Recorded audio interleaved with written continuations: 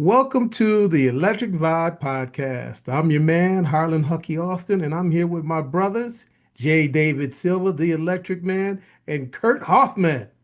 What's up, guys? It's been an interesting week, Hucky.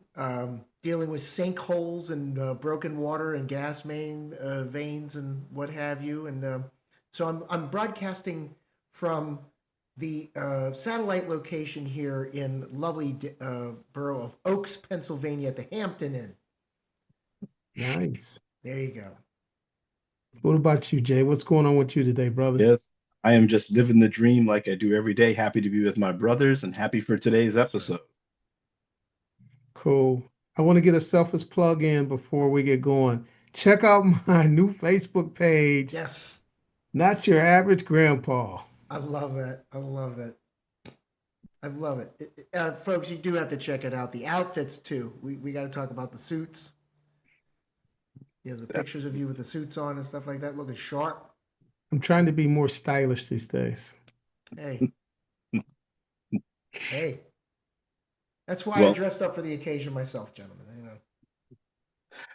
guys, I'm just excited about today's Yeah. guest, and I would love to introduce him. Please. Little bit of a different tack that we have taken in the past when it comes to our podcast, but today we're going to welcome to the Electric Vibe podcast Dr. Yohuru Williams.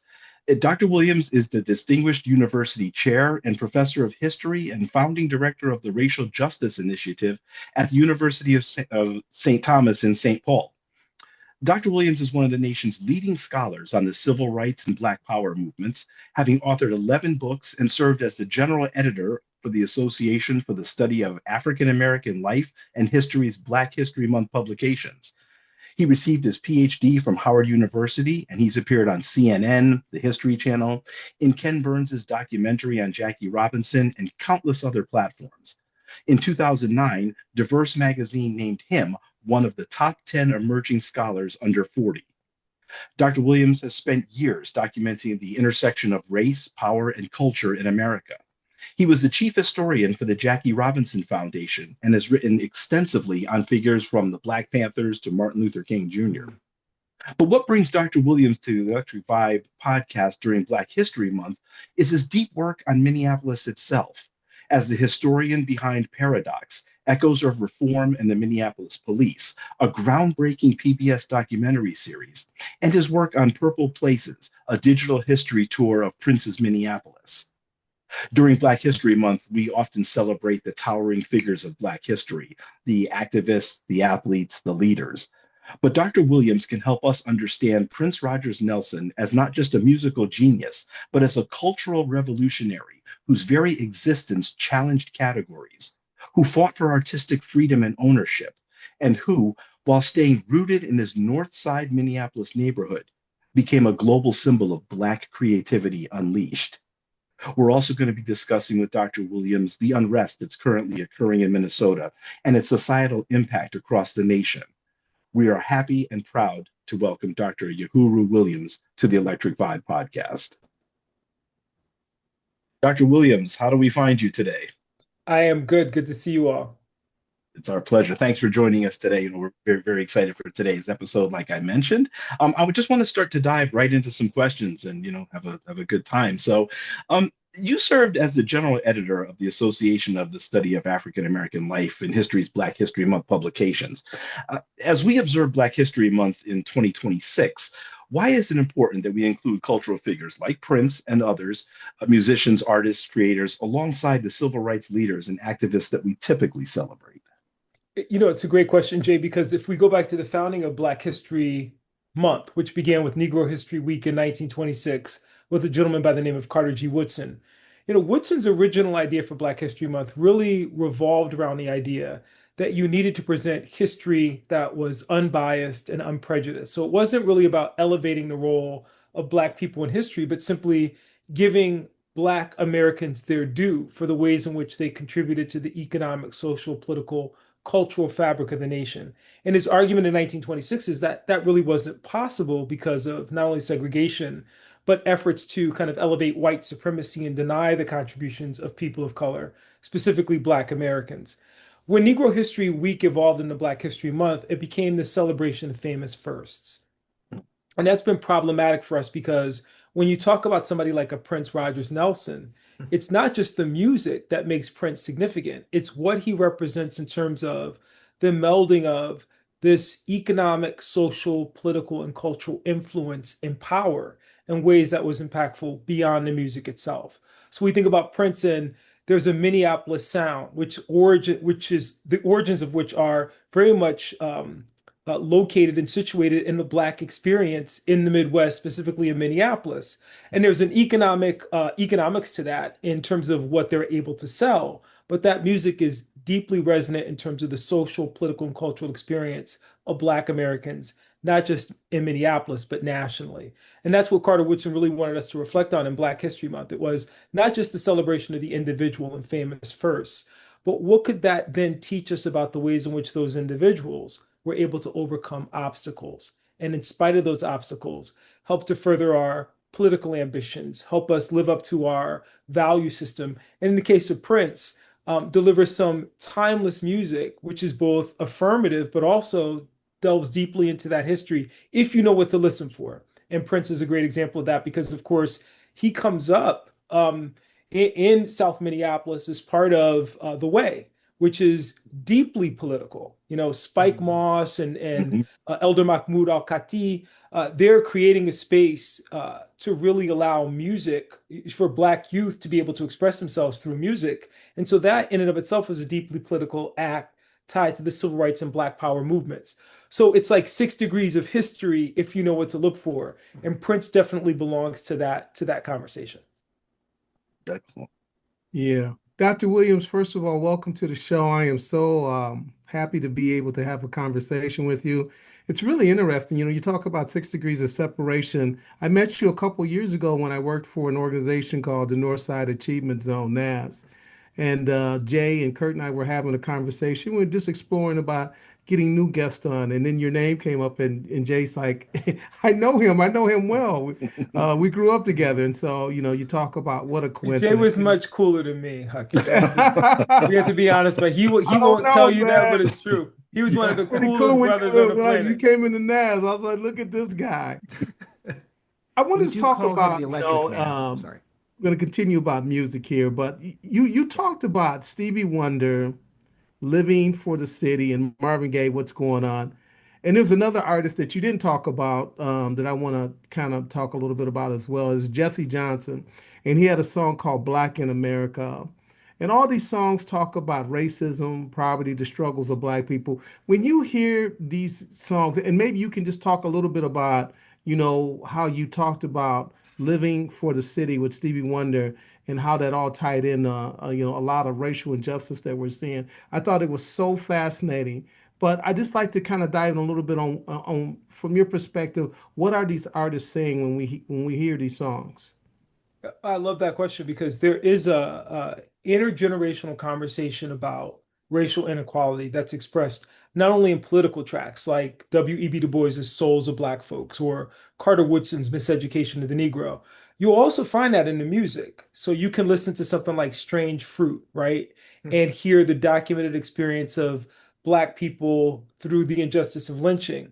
But the great thing about Stevie Wonder in particular and Living for the City is it is this incredible record that's released at a moment that leans into the lived experience of Black Americans across time. And what I love about that record is that Stevie documents what I like to call the 6 degrees of segregation and the ways in which they have always limited opportunities for Black Americans. So he begins, a boy is born in Hartime, Mississippi, surrounded by four walls that ain't so pretty. So he's speaking to residential segregation, housing inequality. So the story starts there with Stevie giving a historical framework that really situates us in what it's like to grow up in poverty and the extension of that to be, or the foundation of that to be in a denial of adequate access to housing.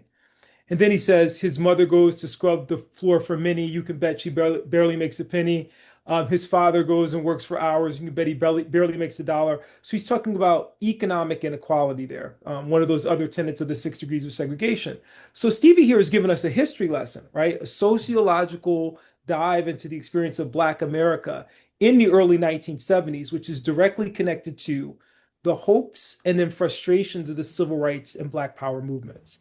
This is a movement, if we go back to 1963, where in January of 1963, you've got people like A. Philip Randolph and Martin Luther King proposing a march on Washington because they say it's been 100 years since the Emancipation Proclamation, and yet very little has changed for Black Americans. By the time we get to the march itself in August of 1963, you've got Dr. King talking about how Black Americans have been given a blank check and that they're suffering, as he described it in his letter from Birmingham jail a couple of months earlier, as Black Americans suffering in an airtight cage of poverty. And so just in those two lyrics, Stevie has given us, an entree into that world through the music in a way that was very compelling. And I think you'll probably all agree that song to this day haunts me. The keyboards, the way that Stevie lays it down. But then he gets to an issue that in that moment was really powerful, and even Prince spoke to it. So they recently found some footage of Prince talking about schooling here in Minneapolis. And he says his sister's has to walk to school. To walk to school, she has to get up early. And he's hinting at that point about integration of schools and the fact that access to education has always been one of the ways in which Black people have been denied civil rights and economic equality because they didn't have that pathway to an education. Or if it was dangled, it was harder for them to achieve and to access that. And so Stevie captures that in that third line. But for me, the part of the song that gets really interesting is when it breaks down and Stevie has this young man leave Mississippi and go to New York. And there's that ominous breakdown, New York, just like I pictured it, skyscrapers and everything. And in that moment, he's enticed by someone to hold something and he's arrested. And that's the encounter with the Jim Crow justice system, the most visible but the most intractable of those 6 degrees of segregation. Because whenever you violate any of the tenets associated with unequal housing or denial of economic opportunity, or even protesting for better schools, or even as in here in Minneapolis, protesting against Jim Crow justice, there's always the danger of running into that criminal legal system, which can hold you accountable and in the same way destroy you. And that's what Stevie captures in that. This young man does nothing, and yet he gets 10 years speaks to, in our contemporary moment, issues of mass incarceration, issues of Jim Crow justice.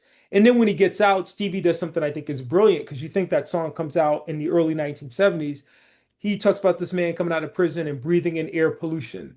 And he ends, there's got to be a solution because he's living just enough for the city. Why I thought that was so powerful, Hucky, is that in 2020, and the aftermath of the murder of George Floyd, Al Sharpton came to Minneapolis. And for a lot of people, Al Sharpton is a polarizing figure. But he said something that was really powerful. At the eulogy for George Floyd, he said, George Floyd's story has been the story of Black folks in America. Because ever since we could never be who we wanted to be because you had your knee on our neck. And he gives this thing where he says, we could run corporations and not hustle in the streets. So he is literally in conversation with Stevie Wonder. It is this generations long conversation about these 6 degrees of segregation, which have imposed limitations on Black Americans, that Stevie captures and puts to music. And the other pieces of music that you mentioned do the same thing. In fact, there is this conversation, this discourse that's taking place among artists that, again, if you calibrate your ear, you can hear it. And it's not just in Stevie Wonder's Living for the City or Pastime Paradise. You can also find it in something like They Not Like Us, right? You could also find elements of that, if not in the music directly, in the representations of the Black experience in Purple Rain. So artists have always been a phenomenal conduit to tell those stories in ways that then are inescapable for the general public. Because the one thing that you can't do, you might be able to put that book down, but if the beat catches you, it's going to be a lot harder to ignore that message embedded in the music. Absolutely. Thank you so much for that. Dr. Williams, once again, it's really an honor to have you here, particularly with the bent on Black history that we're really aiming for, having as our main narrative thread today. Speaking of Purple Rain, Prince famously said, I'm not a woman, I'm not a man, I'm something that you'll never understand. He challenged gender norms, sexual conventions, and radical categories at a time that was radical and, quite frankly, was dangerous. As a scholar of Black liberation movements, how do you situate Prince's refusal to be categorized within the context of Black freedom struggles? One of the greatest questions ever, Kurt. Thank you. Because I don't think people really appreciate that, that element of Prince and how he's not just in conversation with the Black freedom struggle, but Stonewall and what we would have associated with, or what we associate with today with gay liberation, right? LGBTQ Yes, plus, sir. non-binary. And Prince is doing it in a way, again, in the music that invites people to recognize if you listen to this and you love it, right? Why are you questioning the person that created it? Why not simply celebrate the creation, right? And in that process, recognize that beautiful things come from beautiful people, and to label them or to restrict them because you're hung up on how they present or how you perceive them is in and of itself you being closed off to the beauty that they create. And in that sense, Prince is ahead of his time. So, there's a lot of gender fluidity in the 1970s and artists in particular, less so in the Black community. And the way in which Prince is doing that in that moment, and the fact that he is, in some sense countercultural in a lot of ways, in the way that he is refining that Minneapolis sound, presenting it in a way that shocks the sensibilities because you have never heard anything like this before. The true hallmark of an innovator, and yet at the same time invites you in and then forces you to reflect on what it is that you've consumed. Mhm. That's the brilliance of an artist. Like at the highest level is that I didn't shove it down your throat. You willingly took it in, and then you discover once it's in you that it asks something of you beyond just enjoying the music. I think that was the genius of Prince, not just in that particular song in that line, but in the way that his music constantly raised issues of liberation long before his dispute with the record company and the rejection of his name. It was like a Muhammad Ali moment with Prince all over again. Mm. Ali and he refuses to enlist for the Vietnam War, Yeah. and famously says, "No Viet Cong ever called me the N-word, and I'm not going to fight in this war." And they strip him of his boxing license. Prince in the same way. So Ali is standing up for Black liberation, but he's also just standing up for human freedom and dignity. Prince did the same thing consistently with his music, and we can hear that. And of course, I'm talking to gentlemen that know this better than anybody, but for your listeners, he did that consistently. And then in that moment when it manifests itself in this seemingly uh, disconnected political act, I'm always like, no, that was very consistent with who he was. And I think that the line you shared pointed to that very early on. Mm. That's great. I want to jump in here a little bit. So I was pretty much raised in South Minneapolis, Dr. Williams, and so actually how I got with Prince, my best friend was Prince's bass player, Mark Brown, aka Brown Mark. And I just remember the challenges of, and we're talking in the 80s, so I can't even imagine what it was like in the 60s and the 70s, but there were certain clubs that they could not play it. They could only play at, a very small, selective group of venues. And I guess my thought is that how did a relatively small but vibrant community create such conditions for music explosion? I mean, and when I was coming through, the population for people of color in Minneapolis was not large, but yet and still we see this huge impact that Prince and many others have had not only on Minnesota but the whole country as well. It's a phenomenal question. And I interviewed Gary Hines for Paradox Echoes of Police Reform. And Gary told me something, we got to work with Daniel Bergen, the kind of legendary TPT filmmaker here, responsible for so many great public history documentaries and documentation of the Black experience in Minnesota. And Dan kept saying to me, music has to be a part of this documentary. And I was like, well, I get that, but how do we do that? How do we weave it in? And he goes, we got to talk to Gary Hines. And the interesting thing that Gary told me in that interview is, in addition to saying that one of the ways in which young people encountered policing in this city most directly at their youngest was in the bands during Aquatennial when they went to perform, and they would be harassed by the police even though they were there to perform. And so Gary tells that story, but in the process of telling that story, he goes, people think that Minneapolis, they're like, well, why? And he goes, we had a sound here because there was a long history and tradition of Black musicians and artists who have migrated to Minneapolis. And so he says, our parents and grandparents were musicians, and they brought that with them. And Gary Hines is like, all that was kind of percolating here. And because it was small, it served like an incubator. And so the power of that is, in the way that you're describing it, we think about all this talent coming together under pressure. And what ends up happening when you take something and you put it under pressure, you're probably going to get a pearl that emerges from that. And that's literally what you got, the blossoming of this Minneapolis sound, which is very similar to what played out in Philadelphia and very similar to played out with Detroit. There are some unique elements to that, but ultimately at the end of the day, you get this marriage of culture and experience that then produce this unique signature sound that is unlike anything that you'll find anyplace else. And yet there's some DNA that they all share, right? So, the Philadelphia or the sounds of Philadelphia or the Motown sound or the Minneapolis sound, they may all have the same kind of chemical structure, right? Biological structure, but they produce characteristics that result in a little bit of red hair, right? Or green eyes or brown eye. And that gene expression is significant because it's that wrinkle and the unique cultural experiences of those spaces that actually are what mark that music as unique. I say all that because you know this intimately, Hucky. Prince, in Coming Up in the Way, that was kind of like where Sesame Street meets Black Power.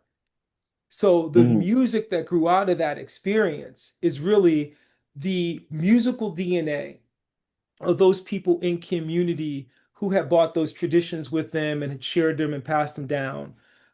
Elders and culture bearers like Spike Moss, who said, we don't only have to, funnel kids into boxing, we could funnel them into music and see what they produce.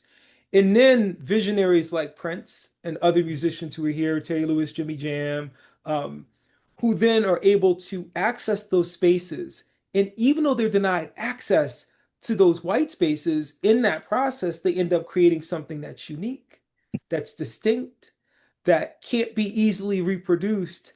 And that becomes the innovation and the enduring legacy of the sound, which is very hard to reproduce. Dr. Williams, that answer is a great segue into my next question because uh, in your Paradox documentary, you emphasize that Prince, Jimmy Jam, Terry Lewis, and other architects of the Minneapolis sound, they didn't just appear out of nowhere. Right. I mean, they came from families that were deeply rooted in culturally active Black communities. Can you tell us about this musical ecosystem and the intergenerational transmission of Black musical traditions that made the Minneapolis sound? It's such a great question, and I'm probably not the best person to speak on it because, to be perfectly honest with all of you, it was new to me. When I came, I was excited about moving to Minneapolis because growing up in Connecticut in the 1980s, I idolized Prince. I loved the music, and Minneapolis to me was another country, like it was another world. And when I got here, I was thinking about you. So where's Minnetonka? Like my whole frame of reference was Prince. And when I got here, what I quickly discovered, and this was what's so great about making the documentary and working with Dan, and a gentleman by the name of Michael Lansing, who is a historian that works with me on that project, who actually does a Prince tour, and kind of looks at the sites, the cultural sites that help to produce Prince and the Minneapolis sound. It's a very small community. Like in my mind, in the way that you were talking about it, Hucky, I'm thinking like I got my East Coast brain on. Like I'm thinking the Bronx and Brooklyn, and you get here and it's a block, right? And that proximity is incredibly powerful, and it's part of the dynamism and dynamic that helps to produce that unique sound. It's almost as if, and I love this in Prince's story, that the brother around the corner's mom is doing piano lessons, and you have access to that piano, and so plays the guitar. And maybe the closest that I can get to it is going to make a reference to an old 70s cartoon, to a disgraced comedian, but that we all watch, which was the Cosby Show with the cartoon with the junk band where they all got together and they played. But what's unique about that is that they were self-taught in some sense, but nurtured because they were also caring and in a community that valued the music and created spaces for them to do that and understood that it was important that they have that opportunity to express themselves in that way. And there's so many stories here in Minneapolis about not just the culture bearers like Spike who created those opportunities, but the parents and community members who said bang all night because Three things. We know where you are. It's safe. We know what you're up to. It's creative. And ultimately we like it. Right? Like what you're doing is producing something that enriches the community as a whole. So I love those elements coming together in that story. And I'll put the end point on it this way. As someone who grew up on the East Coast, and we love to tell our story about hip hop, right? I think sometimes it's difficult for the younger generations to appreciate that the same way that hip hop emerged from what Jeff Chang calls the politics of uh, uh, disinvestment that's taking place in the Bronx. It was all about disinvesting in New York. And so brothers have to have two turntables and a mic because they don't have the piano, the keyboard. It was the politics of investment in Minneapolis, in this small community.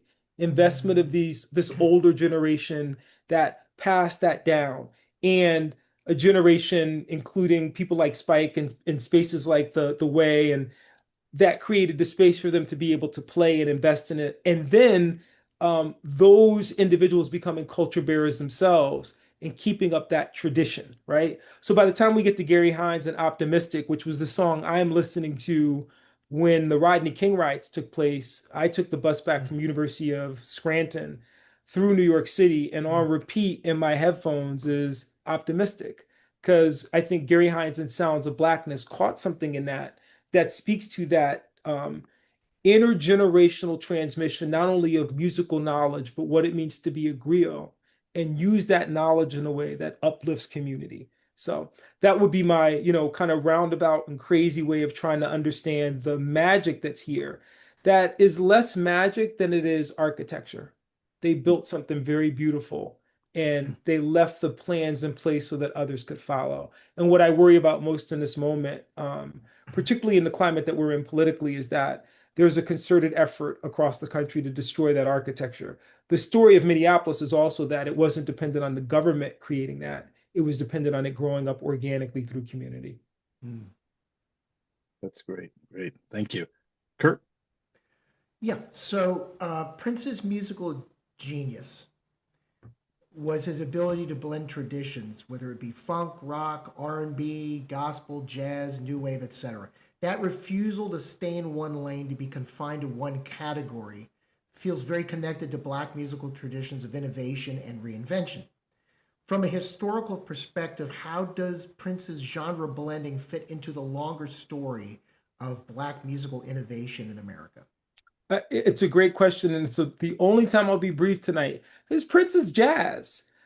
We talk about folk music, but I like folk in this sense as an acronym: fluid, organic, liberating knowledge. That's what Prince's music is. It's fluid, it's organic, it's liberating, and it will convey some stuff to you that's not about Black history, but sometimes just about the human experience. Sure. In a way that, whether you're talking about a song like Darling Nikki, right, or Purple Rain, he's communicating the range of the human experience in a way that is always a little challenging. My favorite song from Prince is Raspberry Beret, right? Because I like that. I was always busy doing something close to nothing but different than the day before, right? And you're like, is he playing with me? Is he following me? Does he know? Is he watching me? But it's just his ability as a lyricist, as a composer, as a musician, to set to music the paradox, the conundrum, the tedium, the joy, the beauty, the complexity of everyday life. And he does it so artfully. But it's also jazz, because in a way, the interesting thing about Prince's music, and maybe you could say this about other artists, but we're talking about Prince tonight, and I truly mean this in terms of how I think about Prince. For some reason, I listened to that Purple Rain album probably as much as I listened to Michael Jackson Thriller. None of those songs ever sound the same twice. I just don't. I'm always picking up something new, or I'm always hearing somebody do an analysis of Prince's music, and I'm always struck by how little that I thought that I knew, and how the process of deconstructing Prince never gets old. Like, you can kind of figure out the Michael Jackson formula and what he and Quincy Jones were doing, and the influence of Toto, and Phil Collins, whom I absolutely love. There's kind of a method there that you can, if you sit with it long enough, you can kind of get down to the core of it. To Mhm. me, the beauty and power of Prince is actually also in those people he produces. Sheila E. in Crush Groove Mhm. stole the show, right? But Crush Right. Groove to me is like, um, Crush Groove to me is what the Phantom Menace is to Star Wars. It was like a prequel where I got introduced to Sheila E. and I'm like, wait a minute, that's Prince. Like the whole time I'm listening to her, as dope as she was, in my mind, I'm like, that's the Prince sound. And what was interesting about that is that when we see his impact on music in that way, right? And in the way in which, to your point, Sheila E. fits so flawlessly in a movie which is supposed to be about hip hop. And yet that sound can sit, the performance style, everything that is so Paisley Park and so Prince fits so naturally in there, speaks to his innovation, speaks to that fluidity, but also speaks to him being tapped into this DNA, this kind of Afro, deeply Black gene pool that also could be expanded because Black innovators, Black musicians have always been innovators in that way, and jazz music has always been creative in that way. So it's why, even for this, for tonight, I had Prince on the rotation, much to the joy of my wife, who loves Prince as well. And we both were saying the same thing today. I always hear something new. Yeah. I'm always amazed at the sophistication that really comes from his refusal to play by the rules. Yeah, I love that. Yeah. Absolutely. I kind of want to go back for my next question back to Sheely and Crush Groove. And I started getting flashbacks. I was there when they were shooting the movie. And so as soon as you said That's that, right. Dr. Williams, I was like, oh my God, Ooh, took me stories right back time. there. Story time with But Hucky. my question is You this, got to tell that story. You can't leave me like that because Like you know that's hanging, I right? will share the story. I definitely will. But my question is, as we know, Sheila E., The Time, Vanity Six, Apollonia Six, Prince, he mentored so many people. And I'm not even talking about just musicians. I mean, there were a lot of young brothers like myself that he really gave an opportunity, to be a part of this amazing journey that he was going on. But my question, I guess, is he created opportunities and he opened doors. How important do you think, Dr. Williams, is this aspect of his legacy? And what does this tell us about Black culture and leadership building? Wow, that's a beautiful question, and I think it's one of the things that Carter Woodson would have wanted us to lean into in terms of Black history. So it's an appropriate question on the 100th anniversary of the celebration of Black History Month. When we celebrate people like a Madam C.J. Walker, or a Maggie Lena Walker, Bayard Rustin, a Ella Baker, a Martin Luther King, or a Prince, it's often because of the generosity of those individuals to share of themselves and to open the door for others. The most compelling stories that we tell about Black history often begin with this sense of collective responsibility. The same principles that you find embedded in the celebration of Kwanzaa as a holiday, right? Self-determination, but collective responsibility. And Prince embodied that. And I love that you mentioned that it's not just in the music, but this kind of mentorship and opportunity creation that existed because he utilized that platform to give back, to create opportunities for others in spaces where his influence could open doors or proximity to him could be a conduit to create opportunity for others. In terms of artists in particular, you know, I loved Sheena Easton growing up. So again, and she went from, so I'm going to reveal myself here. My baby takes the morning train to Train. Sugar Walls. And Right. something about Sugar Walls to me, it was like, again, one of these realizations that I didn't know at the time. And then years later, I'm like, Prince, right? His ability, it kind of melds the two questions to take an artist to another level by seeing something in them or hearing something or being able to connect in a way that he would kind of run them through his processor, and what was produced never robbed them of their identity, it just enhanced it. There are some people that are just enhancers, Hucky. And when you talked about that, and you hear this about so many people who were proximate to Prince, it wasn't just that he touched you or he mentored you or he created the opportunity. He somehow left you with something that elevated you, and you took a little piece of that forward.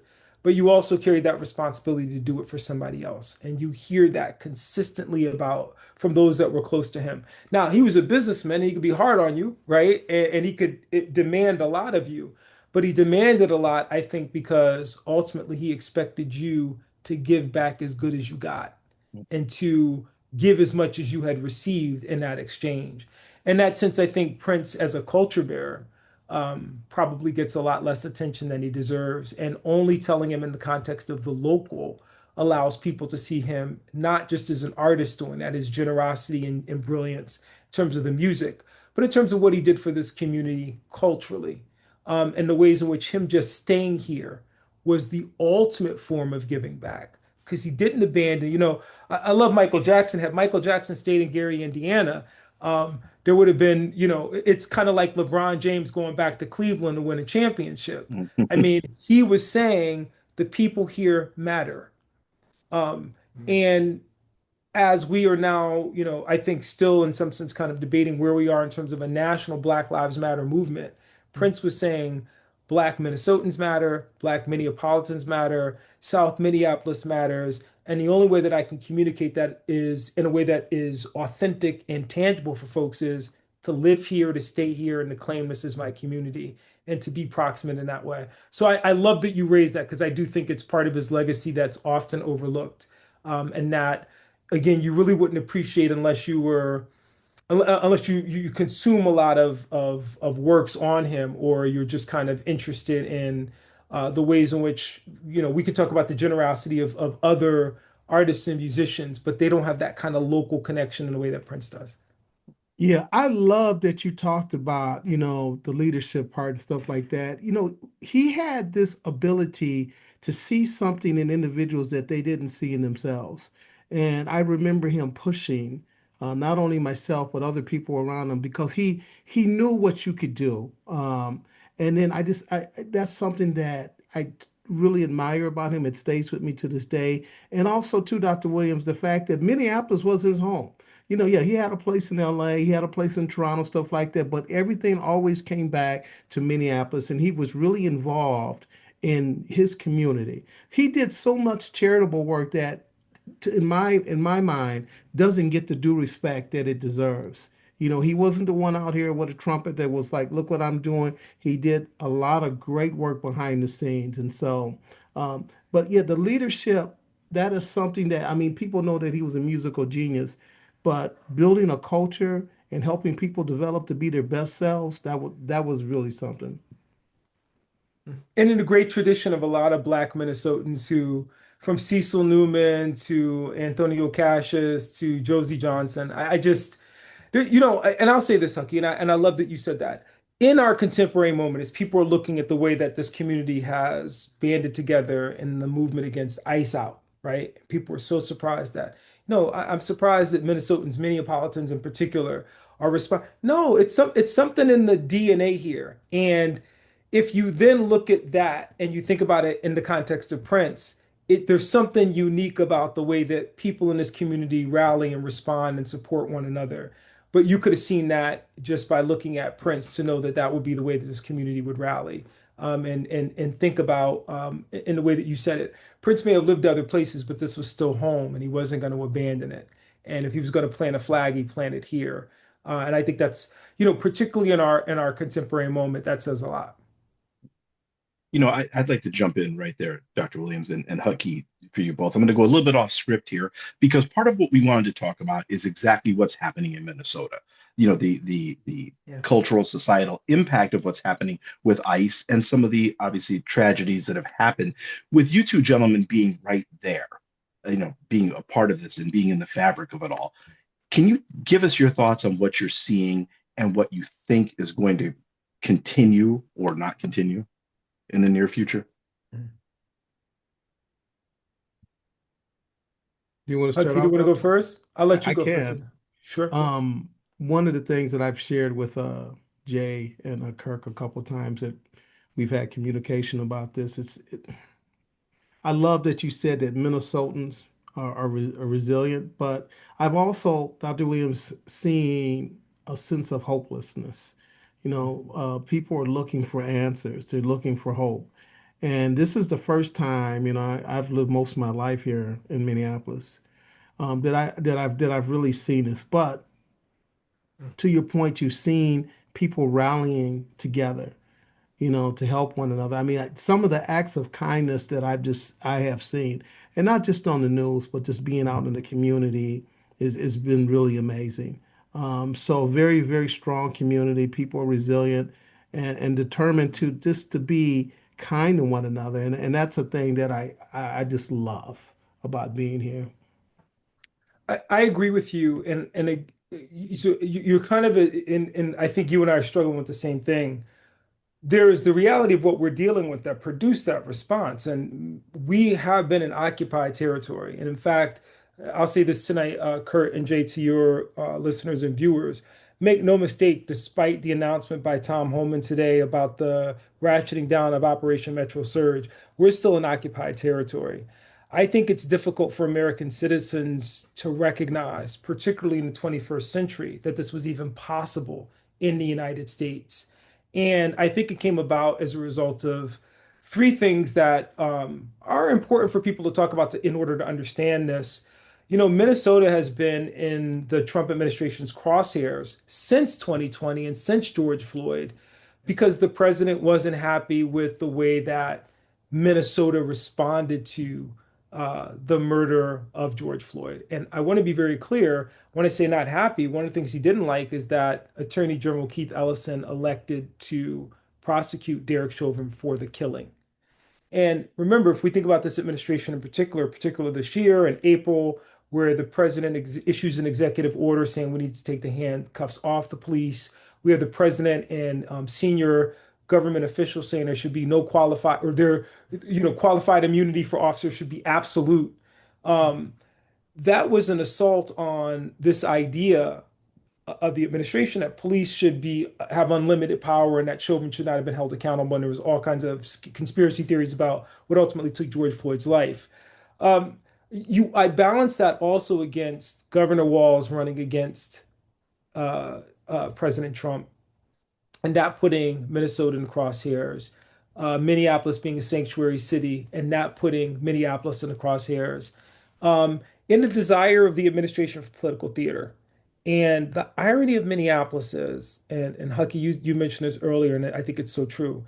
It's a very small community, but significant beyond its size. And I think sometimes people forget that. So it's like, you think about Minneapolis, and if I thought about all the great cities in the United States, Twin Cities probably would not show up in my top 5 or even my top 10. It would be like New York, Los Angeles, Miami, Boston, Philadelphia. And you'd have to get pretty late in the discourse, like 8, 9, 10 till you got to the Twin Cities. And yet, if you want to think about a place that's small enough where you can have real impact and capture the attention of the nation, you can find no better community. And I think there were a lot of things about Minneapolis that made it attractive in terms of Operation Metro Surge. At one point, we had more federal ICE agents in the city of in Minnesota than we had officers on the Minneapolis Police Department. Right. And that's significant. So if you want to talk about an occupying army, and Hucky, I know you can speak to this because it's been our experience here. When I say ICE was everywhere, it had a chilling effect on the economy here. It ended up creating circumstances by which people literally felt unsafe in the streets. And it felt like the federal government had declared war on the state of Minnesota. And it left people questioning why, right? What's happening here? Does our Constitution matter? I think it's interesting in the way that Hucky described it, that sense of hopelessness and despair that I think Minnesotans feel, because it's not over, felt and continue to feel, is also a despair around this fear that can you rebuild? And is it possible to reimagine a future after something like this? And I think it's interesting, Kurt and Jay, with your podcast in particular, that music has always been the balm in Gilead that allows people to reimagine what that future might be. In the depth of despair, and we are feeling it. I think Hucky named it, and I would be again, people always want you to give the, Americans love a tragedy with a happy ending. So we got a 30-minute understanding of our history, sitcom understanding. We want everything wrapped up in 26 minutes with commercials. And the reality is that they're never happy endings. They're simply the work. And in the way that Hucky talked about it, there's going to be a lot of work to repair the damage that's been done, not just to this community, but to the nation in terms of how we think about democratic practice, how we think about the relationship of the federal government to its citizens, and ultimately how we imagine a future in which those core democratic values, which are supposed to animate our republic, the kind of civil theology that binds us, have deeply been undermined and shattered in this moment. So I think all those things kind of combine to, but I will say this, and I know Hucky will agree with me, better Minneapolis and Minnesota than any place else because folks sure showed out here. And I don't know that in any other community, the through line would be that in the murders of Renee Nicole Good and Alex Preddy, and the countless abuses this community suffered, people came together rather than pulled apart. We didn't roll over, we stood firm. And we didn't descend into the violence that the administration was attempting to provoke. We ended up sending a message, which was very important for this community post George Floyd, that our shared humanity unites us more than any challenges that we face as a community. And Jay, I just want to just add one more thing, just to give people a real visual of the impact that the federal law enforcement has had on the city. Dr. Williams talked about there were more federal agents here than the Minneapolis PD, but not only Minneapolis PD, but St. Paul and all the surrounding suburbs law enforcement agencies as well. And you still would not have the amount that the federal law enforcement agency had. So, I mean, they were everywhere. Hmm. If I can stand that theme, and Dr. Williams, I'd like to bring you into a conversation that Kurt and I have been having. Um, Kurt and I talk about we, Minnesota is our adopted state. Yeah. When we visit and the Yeah. love that we have had there, Yeah. and Kurt, I'm going to let you address this, really, the love and the sense of community that we've gotten when we visit. And yes, we come for celebration, we come for Paisley Park, but we went to the George Floyd epicenter. We met with Spike Moss, we met with Rondo, Chief Rondo, and he's also been a guest on our podcast. And what Kurt and I were having a conversation about was, a lot of people were asking in the various groups, are you still coming to Minnesota? Are you going to come for celebration? Is it safe? And Kurt, maybe you can pick up the ball from here about some of the narrative that we had, and then we can get Dr. Williams' thoughts on what our plans are. That's what they want. They want the fear to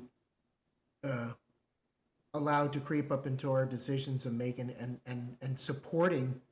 I mean, tourism, for a good chunk of a community of folks our age, this is a big thing for us to come out for the week and to spend the expenses of hotels and rental cars and flights. We do it because we want to honor the culture that's in Minneapolis. It means that much to us. I mean, I would be nothing without Black culture in my life. Absolutely nothing.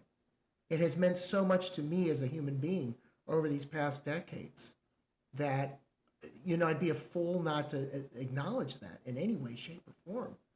And we really, we've gotten to know a little bit his cousin Chaz Smith Mm-hmm. and his wife Victoria, and they conducting an independent investigation into Prince's death. They feel that there's more to the story, and we were just welcomed.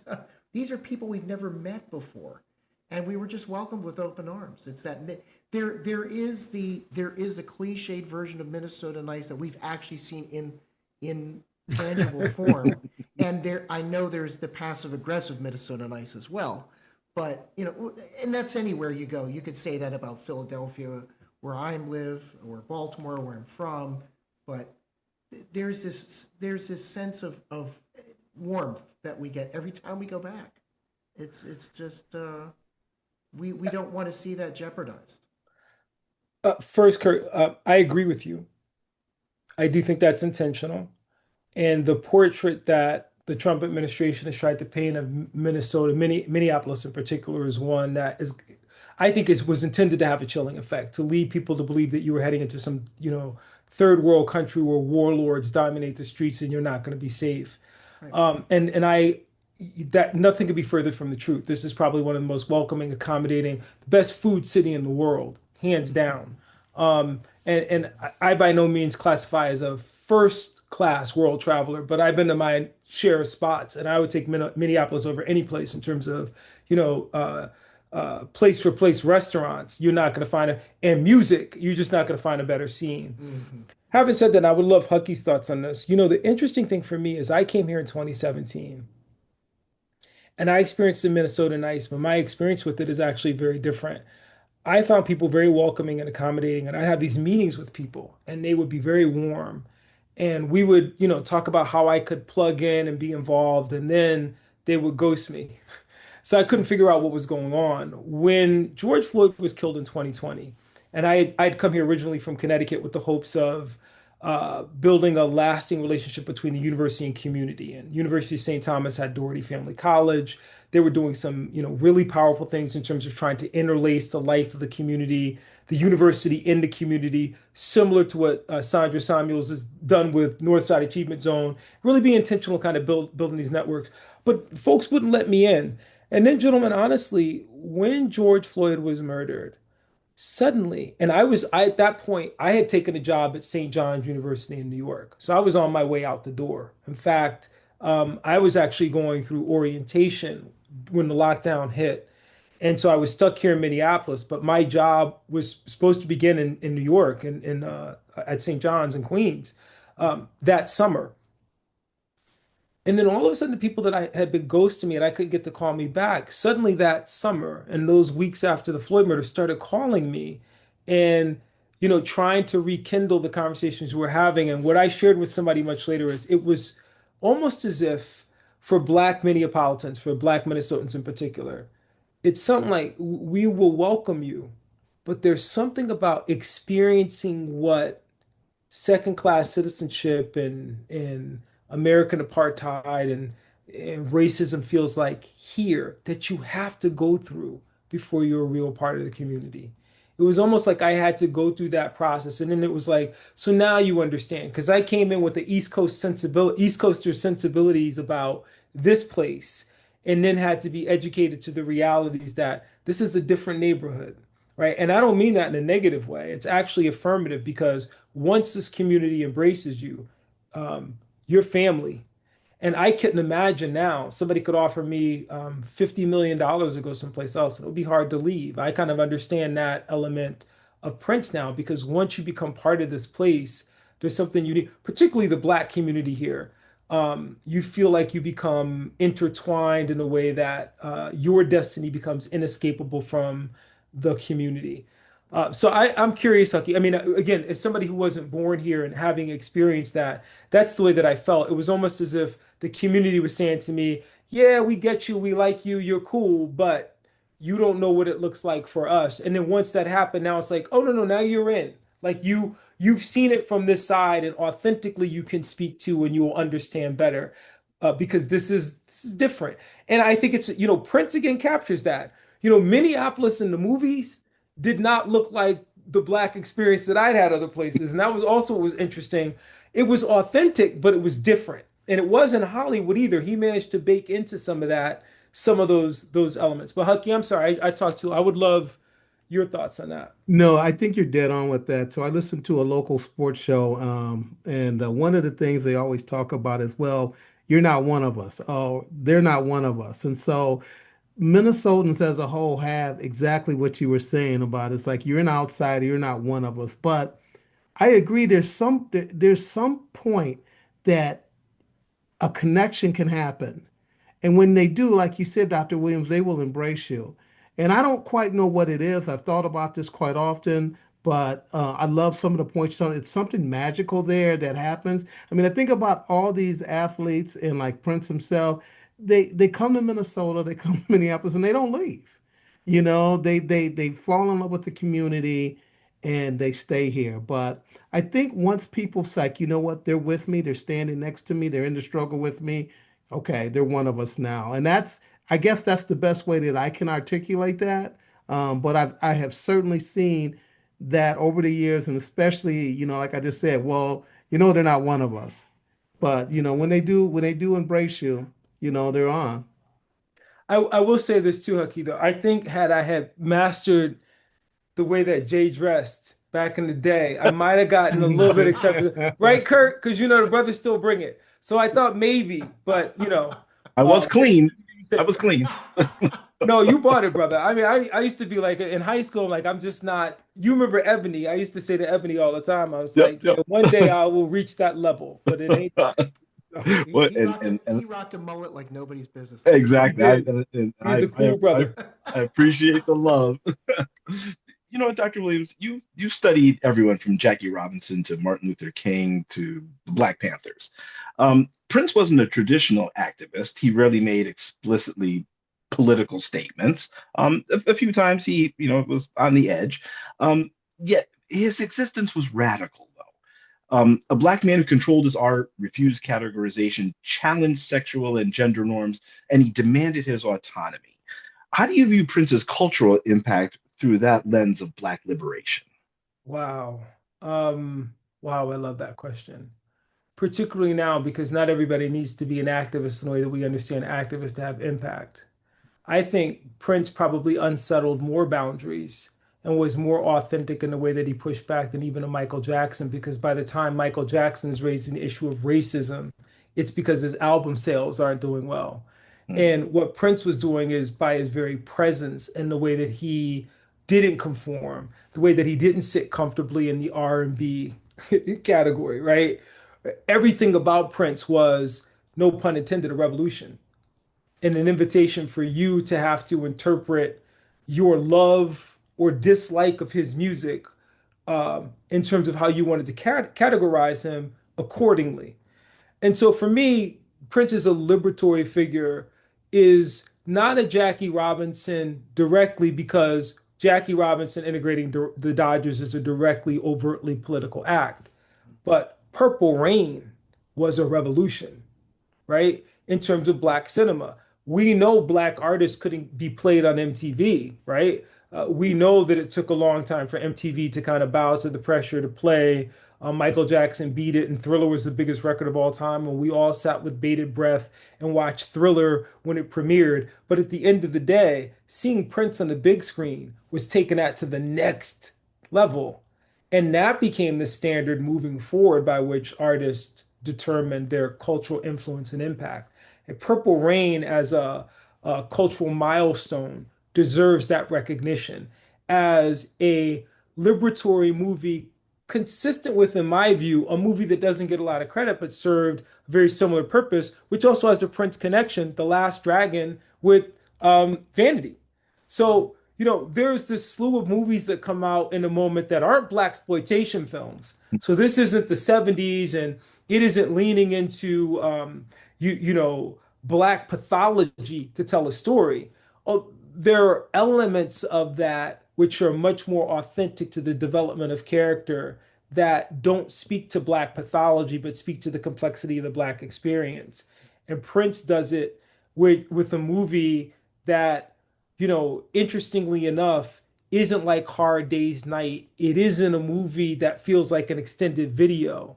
It's an a powerfully compelling story with a soundtrack to match. And it remains that. It is a masterwork of storytelling with the music that goes along. And you can take the two apart, and this is the genius again of Prince. And they both stand on their own, right? The timeless story of the kid who wants to make good and so on and so forth, and has to overcome the obstacles. And he's your classic hero, right? He's Luke Skywalker for every musician, right? Who has to go through the journey, right? And he takes us to, and he's got his Darth Vader in the form of Morris Day and the Time, except Morris has a conscience, right? And when he bows his head after, I mean, the movie on so many levels, the dynamic between his mother and his father, and the relationship that develops, it is a masterwork of storytelling with the music to match. That was revolutionary. So there's so much about Prince that's liberatory, that extends beyond just being, and I love Public Enemy, coming out and saying, fight the power. But Prince, in a lot of ways, was saying, fight the power by poking the power in the eye, right? Mhm. And daring you to, where are you going to hit me? Because I'm coming at you in so many different ways, and with the platform and with an independence, right, and with the brilliance that can't be denied. So that's how I view him in that context. He'll never get his due because, again, part of his genius is that he's not easily classified or categorized. At the same time, I'll lean into this. They talk about this in this new documentary, or maybe it's older now. It came out last year. We Are the World, and they talk about the fact that Prince didn't show up. And Sheila Yep. E. complains, which I think is cute. She's like, they asked me to come, but they were using me for bait. Like Right, Yep. right. Yeah. they're like, Yeah. I'm here. See if Prince will come. Call him again. But what I love about that story is that for Prince, and I'm going to use this language advisedly, and that, some people will push back on me, and I don't care. This is my reading of it. Prince was not performative in the way that he dealt with community and how he gave back. Hucky just spoke to it. It was like, I'm not coming not because I'm cowed by the other performers in the room, whatever. I'm not coming because that's just not the way that I show up. Mhm. And there's something liberatory about that. That is also about this fiercely independent artist who said, if I'm going to make a statement, I stand up business and I can make it without all y'all. Like I don't have to bring my boys in my gang to do what it is that you need to do in a crew. Like I stand up business just by how I show up in the conversation when I bring to the party. So I see him in that context. I think he deserves a lot more credit than he gets in a conversation about liberation that would have to be much more expansive than the way that we typically talk about Black artists and entertainers who are associated or aligned with kind of a Black charismatic leadership or liberatory power, which is very important, but also cartoonishly portrayed. And there was nothing about Prince that was cartoonish. Yeah. Great. Dr. Williams, as we close out our Black History Month and Prince conversation, I, I want to ask, and I'm sure that I speak for Hucky and Kurt too, is where does Prince Rogers Nelson belong in the pantheon of important Black cultural figures in American history? A century from now, when historians look back at the late 20th century and early 21st century, how is Prince going to be remembered in Black America?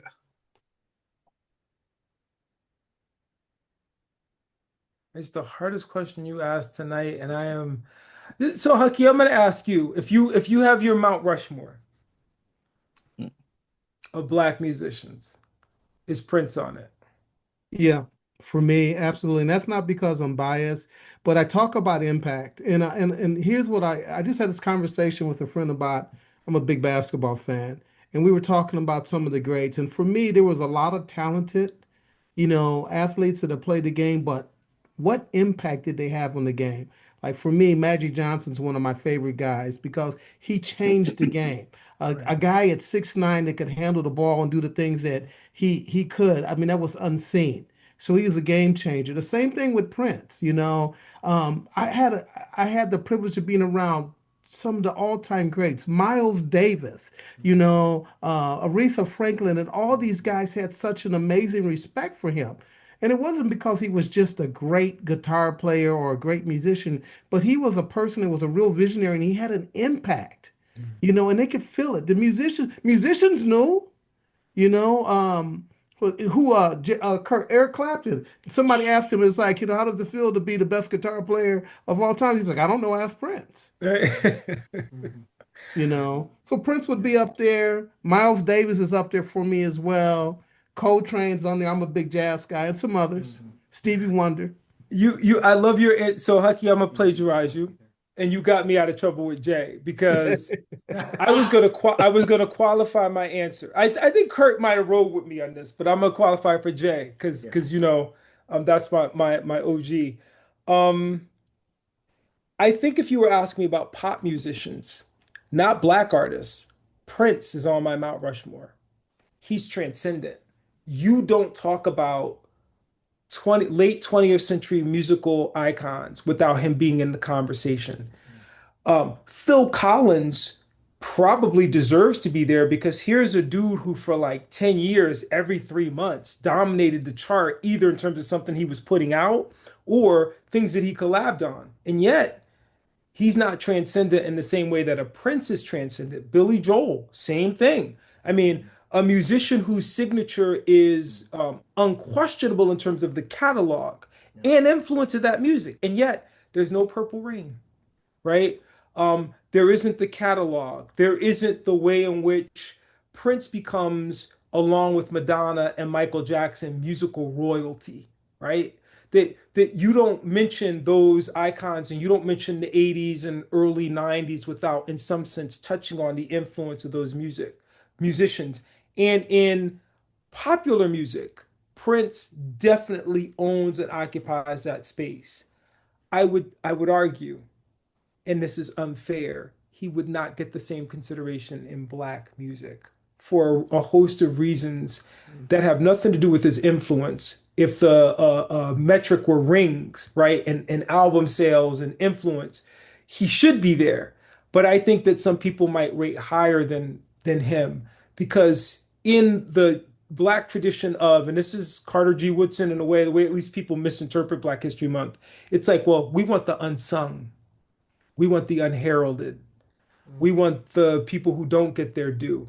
And so I think Prince would miss out from people saying Jimi Hendrix before Prince because Jimmy doesn't get his due, instead of saying Prince took Jimmy to the next level. And that's not always comfortable for people.